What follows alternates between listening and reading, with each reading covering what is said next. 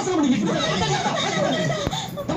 அந்த 5 ஏக்கர் நிலத்துல நான் கஷ்டப்பட்டு உழைச்சி சம்பாதிச்சேன் பொண்டாட்டி காப்பாத்தல என் பேர் ரங்கசாமி இல்லைன்னு எழுதி வச்சுக்காங்க. முதல்ல அந்த 5 ஏக்கர் எங்க தெரியுமாடா? அதை தேடி கண்டுபிடிடா. எவனாவது பிளாட் போட்டு வந்துட போறான் வைத்தியார பேர. ஏண்டி பாக்கியம் அந்த 5 ஏக்கர் நிலம் எங்க இருக்கு? யாருக்கு தெரியா? அவன் இந்த டிராக்டர் தான் சோட்ட பூரா தின்னு. ஏய் அவன் எஸ் மோ அம்மானது பிடிக்கல போட்டுருக்கு. அம்மனே இந்த டிராக்டர் ஓனர் எங்க போயிட்டாரு தெரியுங்களா? வாய் சித்து போச்சு போட்டுருக்கு. வாய் பேசாதா காதும் கேட்காது. சத்தமா பேசுங்க. ஏய் எவ்வளோ இந்த டிராக்டர் தான் எங்க போயிருந்தா கேட்கறல. இடி விழுந்தா கூட அசைய மாட்டா போட்டு இருக்கு. அடிச்சாட்டம் பண்றாளோ? அவன் தீண்டி விடுங்க. பாபா பொண்ணு உட்கார்ந்து இருக்கும் போதே ஒசரமா தான் இருக்கு. நேரமும் ஓகே. மூக்கு மொழியெல்லாம் லட்சணமா தான் இருக்கு. அப்படியா? நீ கல்யாணம் பண்ண அடக்கமான பொண்ணு தான் கல்யாணம் பண்ண போனேன்.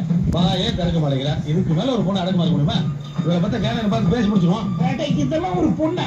மூஞ்சியை பாருங்க, நல்லா உடைச்சு வச்ச தேங்காய் மாதிரி. அது கூட நேரம் உடையாம கோணமான உடையும்ல அந்த மாதிரி. கடைசியா ஒரு மேட்ரு. வாய் பேசாதவங்க கிட்ட போய் மூக்க சொல்றீங்கன்னா பயங்கர கோவம் வரும். மூக்க சொல்லியே சொன்னேன்.